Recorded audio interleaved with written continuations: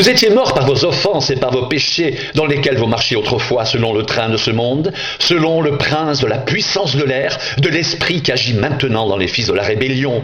Nous tous aussi nous étions de leur nombre, et nous vivions autrefois selon les convoitises de notre chair, accomplissant les volontés de la chair et de nos pensées, et nous étions par nature des enfants de colère comme les autres. Mais Dieu, qui est riche en miséricorde, à cause du grand amour dont il nous a aimés, nous qui étions morts par nos offenses, nous a rendus vivants avec Christ. C'est par grâce que vous êtes sauvés. Il nous a ressuscités ensemble et il nous a fait asseoir ensemble dans les lieux célestes en Jésus-Christ, afin de montrer dans les siècles à venir l'infinie richesse de sa grâce par sa bonté envers nous en Jésus-Christ. Car c'est par la grâce que vous êtes sauvés, par le moyen de la foi. Et cela ne vient pas de vous, c'est le don de Dieu. Ce n'est point par les œuvres, afin que personne ne se glorifie, car nous sommes son ouvrage, ayant été créés en Jésus-Christ pour de bonnes œuvres que Dieu a préparées d'avance afin que nous les pratiquions. C'est pourquoi vous autrefois païens dans la chair, appelés incirconcis par ceux qu'on appelle circoncis, et qui le sont à la chair par la main de l'homme, souvenez-vous que vous étiez en ce temps-là sans Christ, privés du droit de cité en Israël, étrangers aux alliances de la promesse, sans espérance et sans Dieu dans le monde. Mais maintenant, en Jésus-Christ, vous qui étiez jadis éloignés, vous avez été rapprochés par le sang de Christ, car il est notre paix, lui qui des deux n'en a fait qu'un, et qui a renversé le mur de séparation, l'inimitié, ayant anéanti par sa chair la loi des ordonnances dans ses prescriptions. Il a voulu créer en lui-même avec les deux un seul homme nouveau, en établissant la paix, et les réconcilier avec Dieu, l'un et l'autre, en un seul corps, par la croix, en détruisant par elle l'inimitié. Il est venu annoncer la paix à vous qui étiez loin, et la paix à ceux qui étaient près, car par lui, les uns et les autres, nous avons accès auprès du Père dans un même esprit. Ainsi donc, vous n'êtes plus des étrangers, ni des gens du dehors, mais vous êtes concitoyens des saints, gens de la maison de Dieu. Vous avez été édifiés sur le fondement des apôtres et des prophètes, Jésus-Christ lui-même étant la pierre angulaire. En lui, tout l'édifice bien coordonné s'élève pour être un temple saint dans le Seigneur. En lui, vous êtes aussi édifiés pour être une habitation de Dieu en esprit. À cause de cela, moi, Paul, le prisonnier de Christ, pour vous païens, si du moins vous avez appris comment je fais part de la grâce de Dieu qui m'a été confiée pour vous.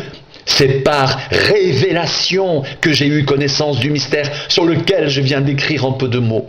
En les lisant, vous pouvez vous représenter l'intelligence que j'ai du mystère de Christ. Il n'a pas été manifesté aux fils des hommes dans les autres générations, comme il a été révélé maintenant par l'Esprit aux saints apôtres et prophètes de Christ.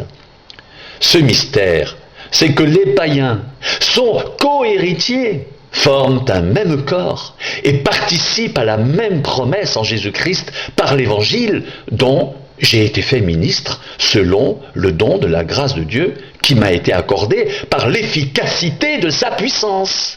À moi qui suis le moindre de tous les saints, cette grâce a été accordée d'annoncer aux païens les richesses incompréhensibles de Christ et de mettre en lumière le moyen de faire connaître le mystère caché de toute éternité en Dieu qui a créé toutes choses. C'est pourquoi les dominations et les autorités dans les lieux célestes connaissent aujourd'hui par l'Église la sagesse infiniment variée de Dieu selon le dessein éternel qu'il a mis à exécution par Jésus-Christ notre Seigneur. En lui, nous avons par la foi en lui la liberté de nous approcher de Dieu avec confiance. Aussi je vous demande de ne pas perdre courage à cause des afflictions que j'endure pour vous. Elles sont votre gloire. À cause de cela, je fléchis les genoux devant le Père, de qui toute famille dans les cieux et sur la terre tire son nom, afin qu'il vous donne, selon la richesse de sa gloire, d'être puissamment fortifié par son esprit dans l'homme intérieur, en sorte que Christ habite dans vos cœurs par la foi, étant enracinés et fondés dans l'amour, que vous puissiez comprendre avec tous les saints quelle est la largeur, la longueur, la profondeur et la hauteur, et connaître l'amour de Christ qui surpasse toute connaissance, en sorte que vous soyez remplis jusqu'à toute la plénitude de Dieu. Or, à celui qui peut faire, par la puissance qui agit en nous, infiniment au-delà de tout ce que nous demandons ou pensons, à lui soit la gloire dans l'Église et en Jésus-Christ, dans toutes les générations, au siècle des siècles. Amen. Je vous exhorte donc, moi le prisonnier dans le Seigneur, à marcher d'une manière digne de la vocation qui vous a été adressée, en toute humilité et douceur, avec patience, vous supportant les uns les autres avec amour, vous efforçant de conserver l'unité de l'esprit par le lien de la paix. Il y a un seul corps et un seul esprit, comme aussi vous avez été appelés à une seule espérance par votre vocation. Il y a un seul Seigneur, une seule foi, un seul baptême, un seul Dieu et Père de tous, qui est au-dessus de tous, et parmi tous, et en tous. Mais à chacun de nous, la grâce a été donnée selon la mesure du don de Christ. C'est pourquoi il est dit, étant monté dans les hauteurs, il a amené des captifs, et il a fait des dons aux hommes. Or, que signifie « il est monté » ? Sinon qu'il est aussi descendu dans les régions inférieures de la terre. Celui qui est descendu, c'est le même qui est monté au-dessus de tous les cieux, afin de remplir toutes choses.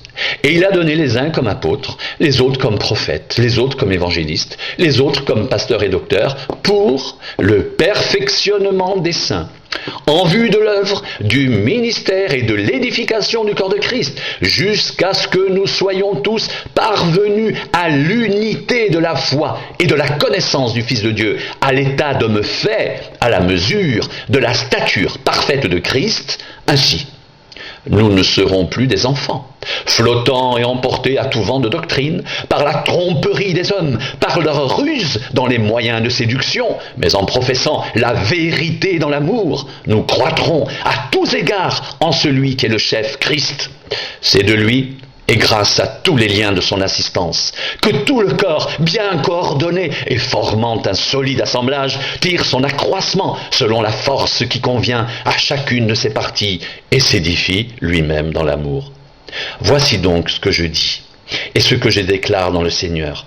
Vous ne devez plus marcher comme les païens, qui marchent selon la vanité de leurs pensées. Ils ont l'intelligence obscurcie, ils sont étrangers à la vie de Dieu à cause de l'ignorance qui est en eux, à cause de l'endurcissement de leur cœur. Ayant perdu tout sentiment, ils se sont livrés au dérèglement pour commettre toute espèce d'impureté jointe à la cupidité. Mais vous, ce n'est pas ainsi que vous avez appris Christ, si du moins vous l'avez entendu, et si conformément à la vérité qui est en Jésus, c'est en lui que vous avez été instruits à vous dépouiller par rapport à votre vie passée, du vieil homme qui se corrompt par les convoitises trompeuses, à être renouvelé dans l'esprit de votre intelligence et à revêtir l'homme nouveau, créé selon Dieu, dans une justice et une sainteté que produit la vérité. C'est pourquoi renoncez aux mensonges. Que chacun de vous parle selon la vérité à son prochain, car nous sommes membres les uns des autres. Si vous vous mettez en colère, ne péchez point. Que le soleil ne se couche pas sur votre colère, et ne donnez pas accès au diable. Que celui qui dérobait ne dérobe plus, mais plutôt qu'il travaille en faisant de ses mains ce qui est bien, pour avoir de quoi donner à celui qui est dans le besoin. Qu'il ne sorte de votre bouche aucune parole mauvaise, mais s'il y a lieu, quelques bonnes paroles qui servent à l'édification et communiquent une grâce à ceux qui l'entendent. N'attristez pas le Saint-Esprit de Dieu, par lequel vous avez été scellés pour le jour de la rédemption. Que toute amertume, toute animosité, toute colère, toute clameur, toute calomnie et toute espèce de méchanceté disparaissent du milieu de vous. Soyez bons les uns envers les autres, compatissants, vous pardonnant réciproquement, comme Dieu vous a pardonné en Christ. Devenez donc les imitateurs de Dieu, comme des enfants bien-aimés, et marchez dans l'amour à l'exemple de Christ, qui nous a aimés et qui s'est livré lui-même à Dieu pour nous, comme une offrande et un sacrifice de bonne odeur. Que la débauche, ni aucune impureté, ni la cupidité ne soient pas même nommé parmi vous, ainsi qu'il convient à des saints. Qu'on n'entende ni paroles grossières, ni propos insensés ou équivoques, choses qui sont contraires à la bienséance. Qu'on entende plutôt des actions de grâce, car sachez-le bien, aucun débauché, ou impur, ou cupide, c'est-à-dire idolâtre, n'a d'héritage dans le royaume de Christ et de Dieu. Que personne ne vous séduise par de vains discours, car c'est à cause de ces choses que la colère de Dieu vient sur les fils de la rébellion. N'ayez donc aucune part avec eux.